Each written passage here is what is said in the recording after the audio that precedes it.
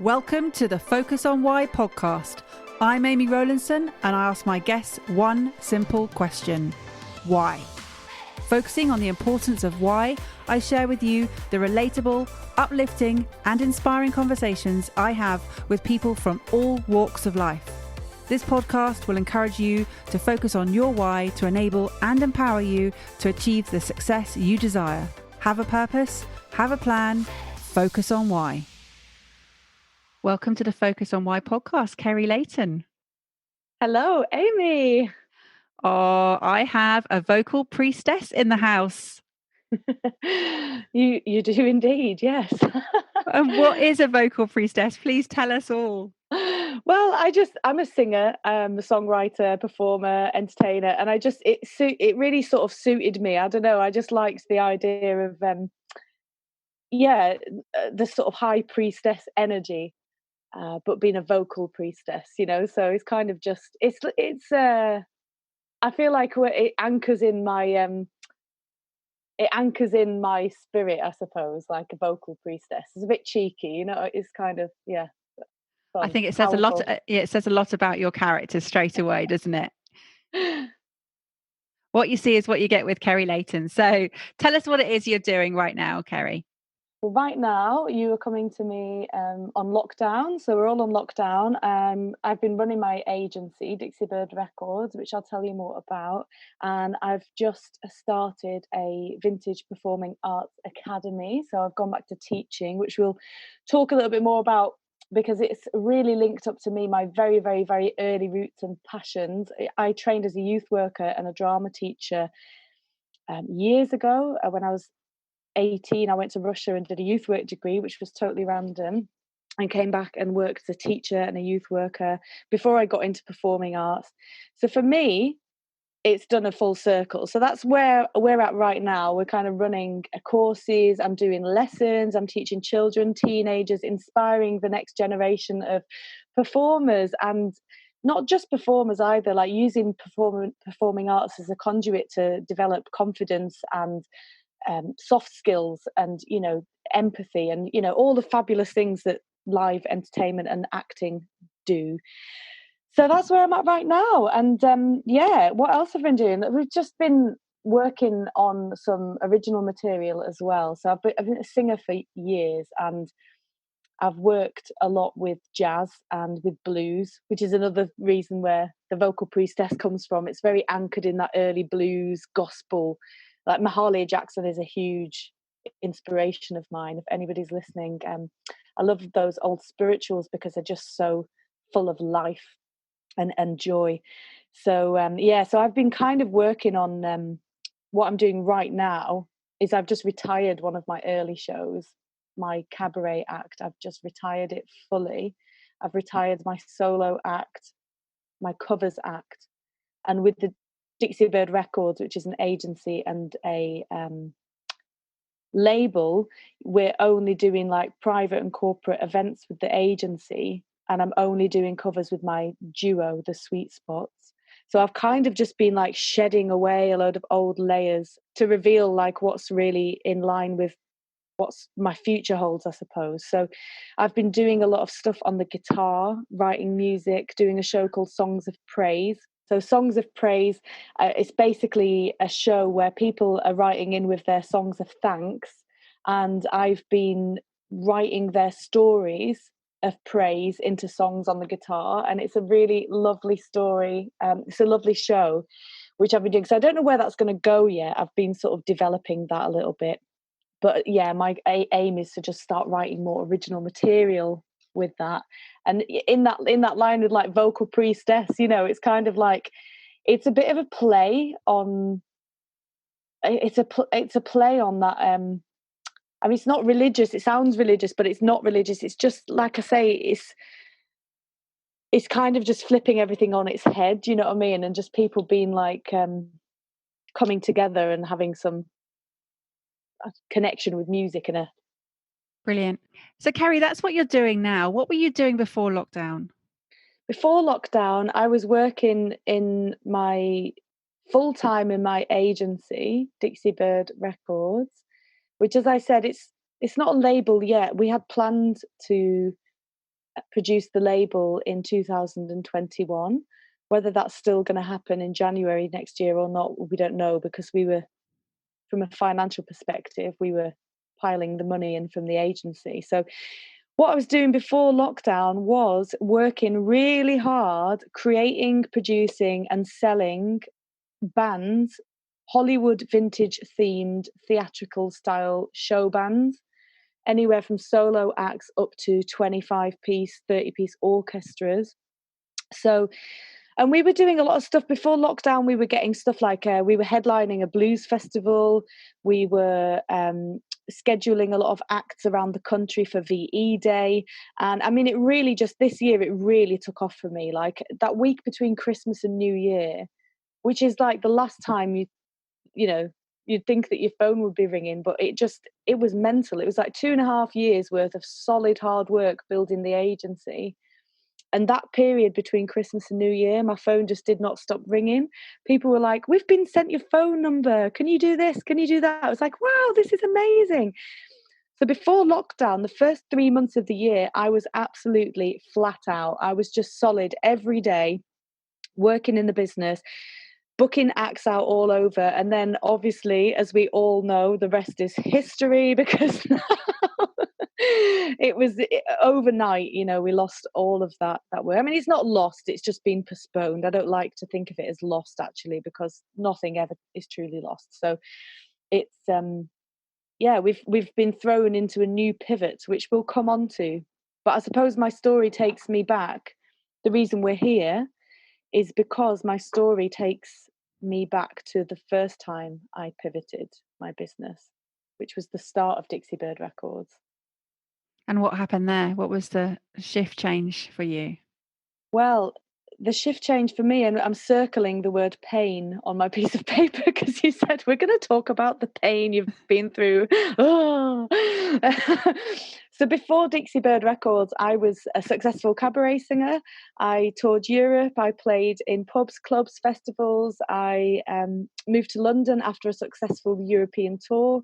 I played in the Swiss Alps. I played for royalty. I mean, this was all amazing stuff, just especially for me, just like a working class girl, military background, just like fell in love with singing. People think that professional singers must have been doing it since before they even came out of the womb. And for me, it was a very different story. I grew up in quite a strict household. My creativity was definitely oppressed. It wasn't encouraged to the point I would personally encourage a child, And my voice was actually shut down at a very early age. I was told to shut up singing. And what's wonderful, actually, because me and my mum have got a great relationship now, and she's my biggest fan, And I almost say to her, your kind of abuse in that area, your oppression actually is what made me. Do you know what I mean? It was like, that was a long journey for me anyway. But yeah, so I wasn't a professional singer my whole life. I came into acting and performing a little bit later on. I actually trained as a teacher and a youth worker originally, and then came into performing in my 20s. So it was it was a very natural expression of my soul to start singing jazz and blues. And it really I was a professional actress and a stage performer before I became a singer, and I kind of whittled away everything to this point where I was left with this like gem of what my true soul's voice was, and it was singing jazz and blues and gospel. You can hear my voice is quite naturally quite raspy, and it suits that. So it was an amazing journey to go on up to that point of my life anyway.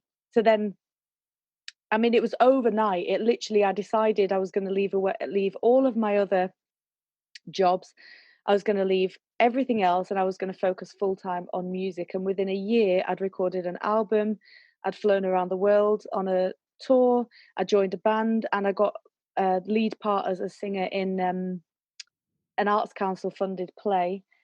And so it was amazing. So I went on this amazing journey. I moved to London. I, slept on my friend's couch for 2 months with literally hardly any money, living off diet shakes, like to try and save up money for a deposit.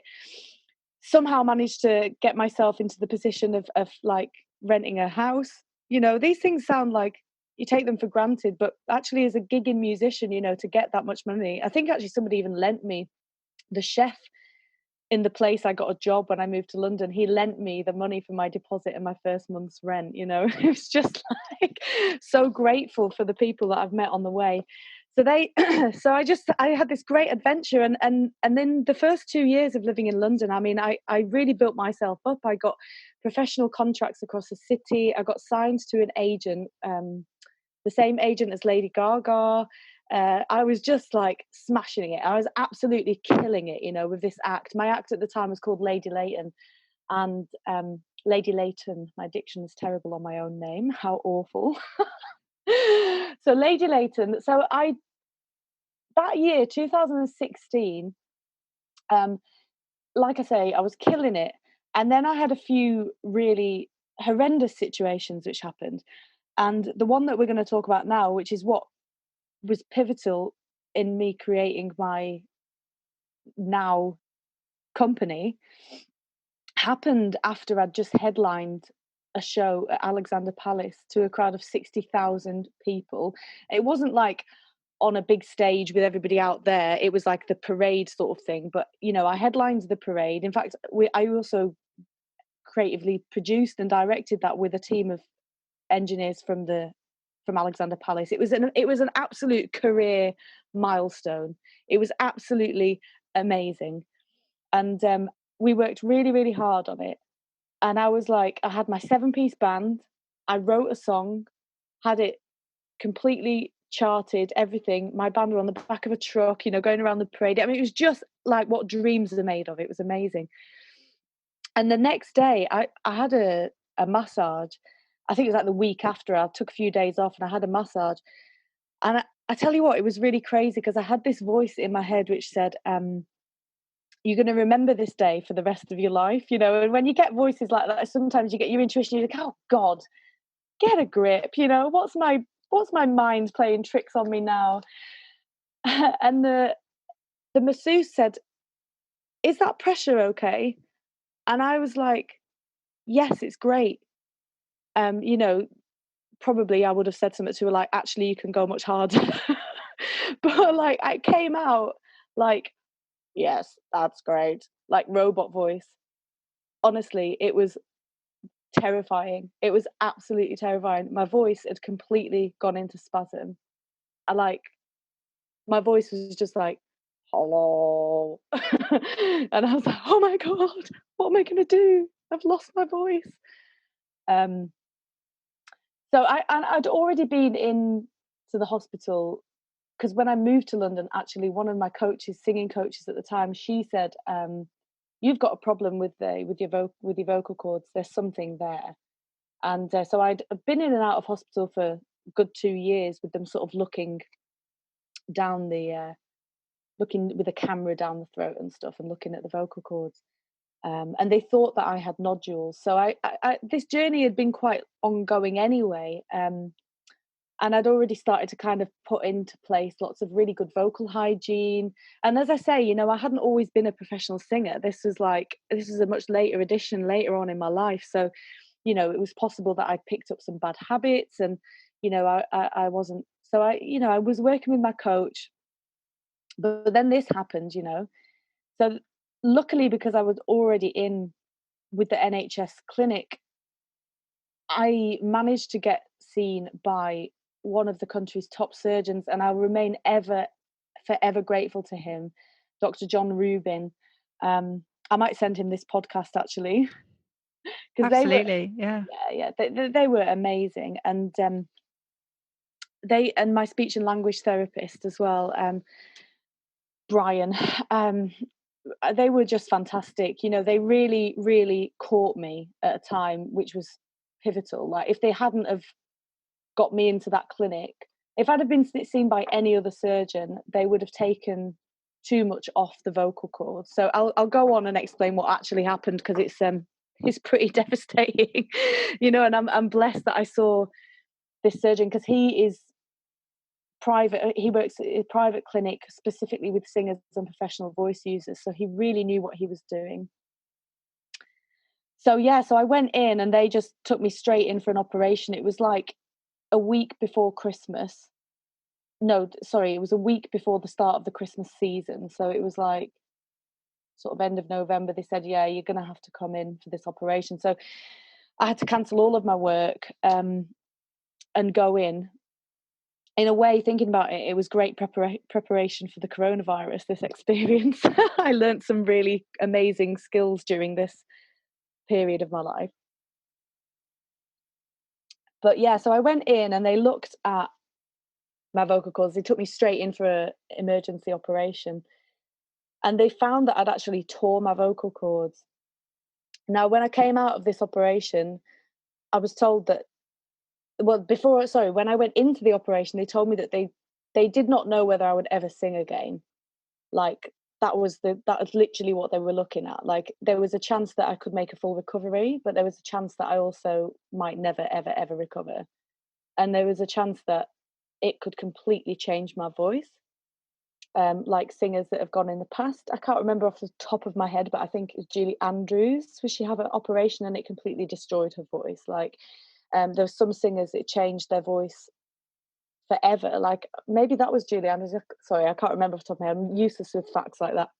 But it when you have an operation like that, it can completely change your tone. You know, I've got a natural blues and jazz voice. It's very important that I had that clarity, that vocal fry is a very natural part of my vocal ability. So so it was really terrifying because we went into this operation and they said, you know, you have to sign this document which says, you know, you take full responsibility for the operation. We don't know what's going to happen afterwards. You might never sing again. You know, and how did you feel when you heard that? Like, absolutely, completely terrified, dumbfounded. And that was the end of a very difficult year for me. Like, that 2016 to 2018 was a very, very, very dark period of my life. A lot of stuff happened, you know, not just this vocal operation.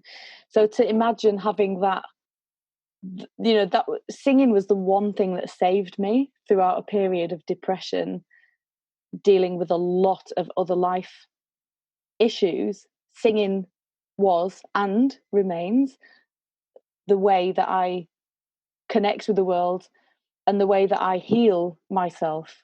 And it, you know, so to be told, you know, you're already on the floor, like you're already dealing with more than the average person should probably ever deal with in one part of their lives. And, you know, you're on the floor and the universe is like, take that, you know, we're going to remove the one thing that, you know, you're just like, oh my God, I can't take anymore. So it was like this real stripping away, almost like what we're in lockdown now. It's like we're being faced with this complete moment of staring ourselves right in the eye.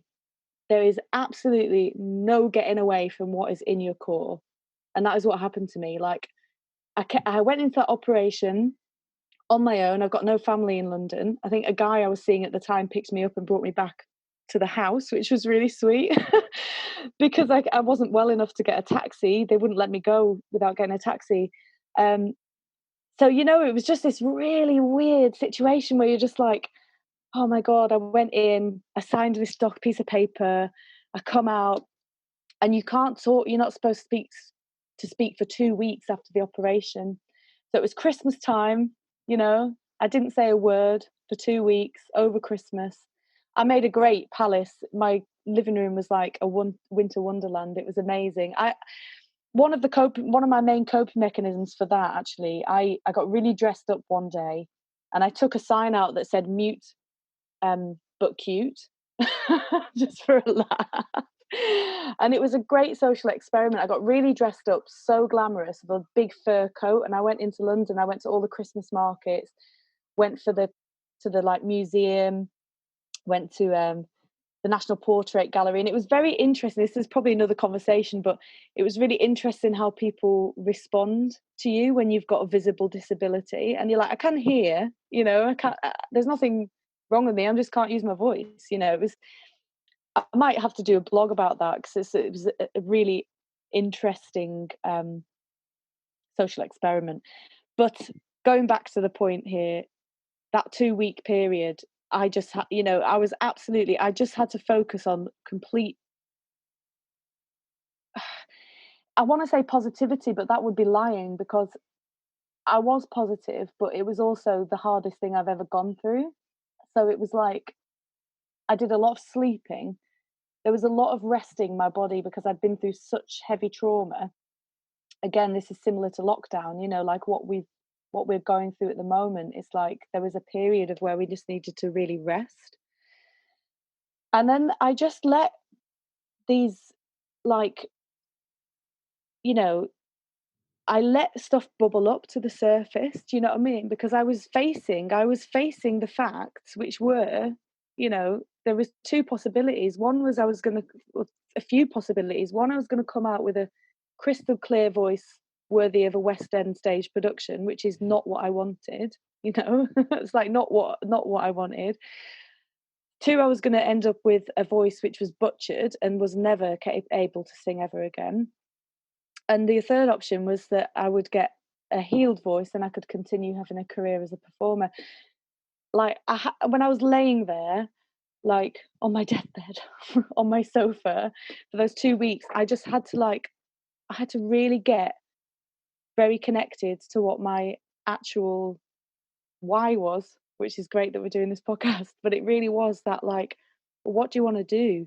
And I think it was that really pulled me through it as well, because once I got that, I knew, why did I want to be an entertainer? Why did I want to sing? Why did I want to elicit some fantasy? Why did I want to create a luxurious act which people was nostalgic, which would kind of transport people to a different place and time, to kind of inspire a sense of glamour in the mundane. Like, these things were what really pulled me through. Why did I want to bring acts to the world which were really well produced, and it was literally in that moment that I birthed my current company, Dixiebird Records.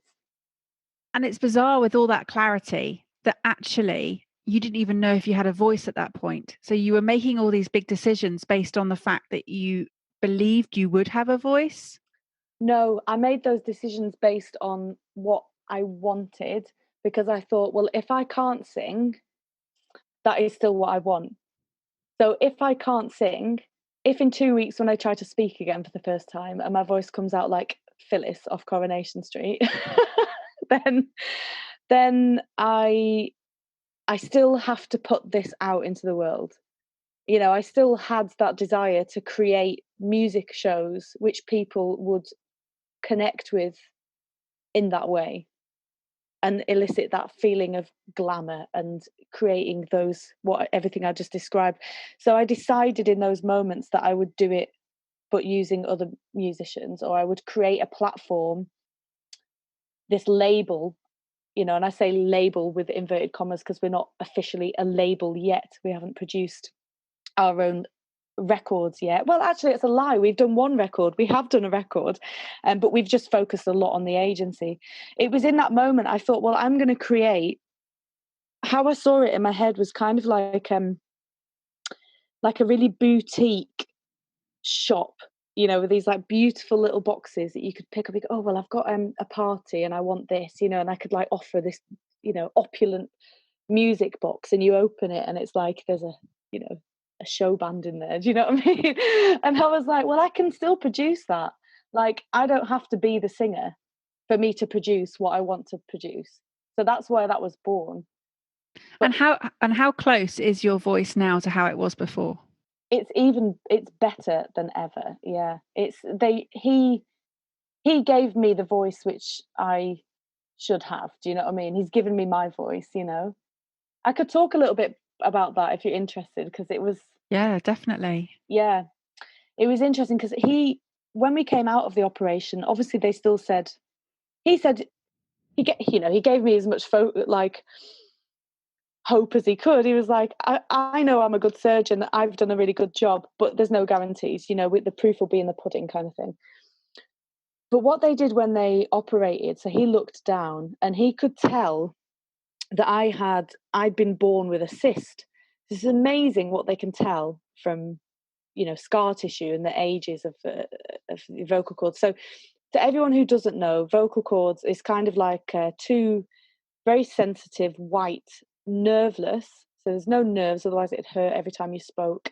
Kind of, you can imagine them like loose elastic bands, and they flap with the air that comes through. So if you imagine your hands together going down, and then the higher your voice goes, the tighter they get. So it becomes like a blade of grass, and that's how you're creating the sound. Well, he found that I'd been born with a cyst on my left vocal cord, which had burst around the age of 13, which I'd completely forgotten about, because when I was 13, I did lose my voice, and I lost my voice for 3 weeks, which happens when you have a cyst which bursts. And it created something called a sulcus. And a sulcus is like, I'm making this with my hand, but you can't see it. It's like if you cup your palm, it creates that little dip. So it created a little dip in one of the vocal cords. And I carried on. And then when I was kind of last year of university, we did a show. And I still wasn't a professional singer by this point. In fact, I hadn't even discovered that I was a singer at this point. But before our last term doing a show at university anyway, it was my last term, we did a show. And something had happened around that period of time when I'd screamed really, really, really loudly, like a sort of a proper belly scream, like, oh! And I lost my voice again. And I remember at the time I lost my voice, and I had to do this play because it's videoed, and I really am like Phyllis off Coronation Street in that video. It's like, Urgh! But what happened when I did that scream then was I tore through the vocal cords. I tore through the sulcus that it had created. So this left vocal cord is absolutely destroyed, So it's a miracle that I was even a singer. Do you know what I mean? This is why it was so like amazing that I could even still, that I'd even like they said to me after that operation, we cannot actually believe that you have even got a career as a singer, because on paper you shouldn't be able to sing because your left vocal cord is destroyed. So he's amazing, Dr. John Rubin. So he did laser surgery. Oh, and sorry, just to go back as well, what had happened is that I'd sung for sort of 4 years professionally by that point, up to the point where I had robot voice. And I think it just spasmed. So it completely gone hard and still. Like it didn't move, but the other vocal cord was still vibrating, which is why I had the robot voice, So when they operated, they put some I think they put some like steroids in, and they delicately shaved away. And this is the miracle, and this is so good to talk about this, because this literally is my voice, right? He realized that the unique characters of my singing voice were created partly because this sulcus, the other vocal cord, had compensated to fill it whilst I was singing, which was giving me a really unique vocal fry. So it gives me a very unique sound. And he was like, when he was operating, he was like, I know exactly what to do. So that he didn't take away all of the scar tissue from that area, so that my voice would still close in that particular way, which is amazing. I mean, can you imagine that? Like, he said to me afterwards, if you'd have seen any other vocal surgeon in the country, they would have butchered your voice. And he knew exactly what he was doing. So, yeah. Had he hadn't heard you sing before or anything, had he? Yeah, they'd heard me sing. Yeah, because I'd been seeing them for a little while, so they'd done some speech and language therapy and stuff like that. So they knew what my vocal range was.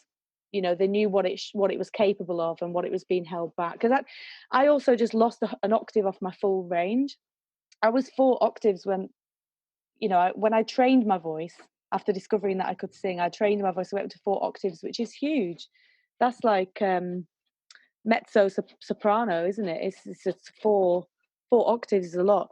But I lost that now, so I've got like 3 now. But I clawed it back because after that, before that operation, it had gone down to kind of 2 really. So yeah.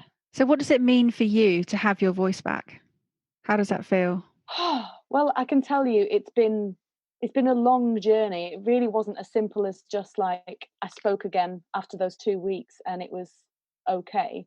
There was a huge reintegration that took another year and a half, which again I'm sure is similar to what we're going through now with lockdown, because I had to repair my finances, I had to repair my voice, I had to retrain my voice. It I mean, the first gig that I did was Valentine's Day after that operation, and it was awful. It was absolutely, it was the worst gig of my life. I came home, I cried my eyes out because I thought, oh my days. So it was, there was setbacks, and there was like, it was like I was climbing up a mountain. Do you know what I mean? It certainly wasn't like overnight. So I managed to really get a relationship with my voice in those moments, and I hadn't had that before. It was like, oh, I can sing. Great, let's do everything. And then it was like, mm-mm, no, you can't. And then it was like, okay, let's listen to my voice. Let's work with this. So I had to change to give my voice that gift back, because I feel like my voice has given me so much. I was very lost, before I became a singer, I felt very lost in the world. I didn't know where my place was. I didn't know how to communicate, to connect with people. And the minute I started singing, I was like making friends I would never have dreamt of making. I was like flying around the world doing these amazing shows, and I felt like that my voice was then like, hey, like, you need to respect me. I'm your friend, I'm gonna give you all these things. This is a gift, and it's a gift to be able to put it back out to the world as well. So yeah, me and my voice went on a little journey. So I'm very grateful to have that, but it's taken a long time, and I had to change my entire life. Like, it wasn't just like, woohoo, I've got my voice back, I can go party again, or I can, go to festivals. My voice will really tell me if I've overused it. I can't eat spicy food past a certain time of the day. I have to like really watch my drinking. I can't drink more than 7 units a week. Smoking obviously is out of bounds. Occasionally, I mean, God, I'm a woman in her 30s, who doesn't. I'm not advocating smoking, but I'm saying that when it's that's a hard rule to put on. Somebody who was a party girl. Do you know what I mean? The life and soul of the party to suddenly have 7 units a week. So it's changed my whole life. I got a dog as well. Lovely Memphis. Lovely Memphis. She was part of my healing journey out of this. She was a commitment to my future, a healthy singer. I came up with the term vocal athlete, which I've put as a big sign in my bedroom, in my kitchen, sorry, which to remind me to fill my body with essential nutrients. The dog was definitely a big part of that. It was like, the social aspect of having a dog. Yeah, I've met her. I've been lucky enough to meet her. She's Yeah, beautiful. she's a lovely girl. Well, she's looking at me now like, you're talking about me. Yeah. They know that, She gets more Instagram likes than I do. and so she should. Oh, So, Kerri, you've explained to me that you've had so many painful times in that 2-year period where you described as being a really dark sort of time in your life. And out of that was born Dixiebird Records. Tell me about how that came about and why did you choose that name? yeah, Dixiebird Records. Well, I came up with that name because, as I said, I was laying there thinking, how am I going to get this message out to the world? How am I going to inspire the world in this way? So I really started to look at what my journey was into singing. And as I touched on before, I hadn't always been a singer, and it's something that had been very suppressed in me from an early age. So it's only when I got my own house, I rented a house in Lancaster and I lived there alone. And it's only then that I started to really sing. and I sang every single day. And I had a really kind of unlikely source of inspiration. And I'd sung a little bit before when I was living in Kent. I'd done some singing in my other shows, but I'd not taken it seriously. And when I moved to Lancaster, I just suddenly was like, I really like this. So I started to mess around with some jazz standards and getting like Ella Fitzgerald's Tisket a Tasket and just going on such a playful journey with all of these songs. And one day the neighbour came round and he knocked on the front door, and I thought they were going to tell me to keep it down. Like, I was so used to people telling me to shut up singing that I just thought, God, no one would ever like to hear me sing. And he was a guy from next door, and he was a recovering alcoholic. And he said to me the most beautiful thing. He said, "Listen, love." "Listen, love, every time you sing," and I was like, "Oh God, here we go." I'll be like, "I'm sorry." He goes, "No, no, every time you sing, me and my mate, right, we turn the telly off and we get the pint glasses out and we turn them the other side up and we sit and listen to you through the wall. And we're recovering alcoholics who have just come out of rehab. And I tell you what, it's bloody beautiful." They're like, and it was just so unexpected. And it was like, wow, that connection. And we spent the whole summer, like, I lived on a very steep street, and he brought his wheelie bin out to stand on it so we could look over the back wall and talk to me. And we just had a whole conversation around music, and he'd be like, "Play the one about the basket again," and I'd be like, "Tisket a Tasket, yeah, okay." So I'd play that and sing it. And it was just such an amazing connection to have about music, this really old music, and this is like 1930s music. And also around that time, connecting a lot with the stories of the singers, the blues singers, who had really hard lives as well, and just finding that kind of like peership, I suppose, in those women's stories.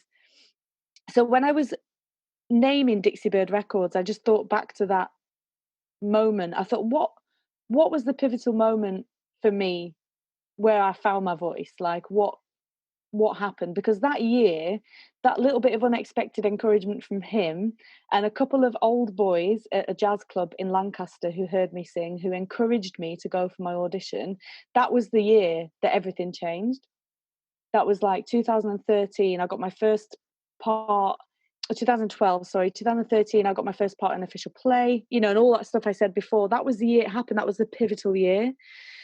So I wanted to really honour these guys next door, and I looked up what the name was of one of those detective devices, that you put up to the ear, because I thought that was just so beautiful.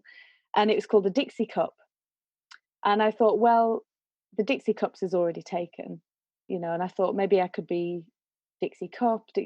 I don't know. I started to play around that, and I thought, no, but Dixie, I like Dixie because also it refers to Dixieland, which I love because it was the first production. It was the first, the New Orleans trad jazz marching band. It was the first kind of commercial product to be pressed onto vinyl, and it was the first. And now everybody sees it as a genre. It wasn't the genre; it was the name of the band. But I liked the way that they packaged it, and that appealed to my kind of creative producer nature. And I thought, okay, Dixie, we like that. We like Dixie, right? And then I thought, what was the thing that happened?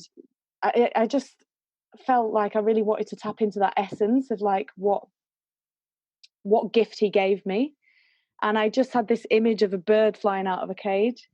And I was like, I got my wings. I literally got my wings.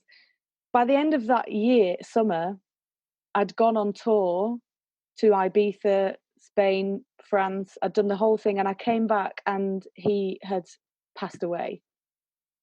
And so that, for me, was just such, I feel a bit emotional thinking about it now, because I don't know him. I only know his first name. His name was Stuart. I didn't know his surname. I don't know anybody who knew him. He was a man who struggled a lot with his mental health. And he gave me such a beautiful gift. And that now is a gift which I can go and give to other people, I honestly don't know what would have happened without him, really, that bit of encouragement. So yeah, Dixiebird, that was it. And there we go. What a magical story! My goodness, I'm a little bit tearful. I'm sitting here. I'm so emotional. It happens every show. I don't know why. Oh. It's like, but every time someone comes on the show, they're just so passionate about what it is they're doing, and you can't not be moved. And I know that a lot of people have reached out to me from the audience and just said, "Oh my gosh, that was just so moving. So emotional." And it is because, listen to you finding your voice, hearing how you were finally able to use your voice, and you didn't have to ask permission, and you then found someone who valued your voice enough to keep it, to maintain it the way that you wanted it, and to know how important that was. I mean, again, how lucky were you to have that amazing surgeon right there to keep that voice for you? Blessed, truly blessed. Yeah. Yeah. Wow. So how could people get in touch with you, Kerri? I feel like I need a little glass of water after that.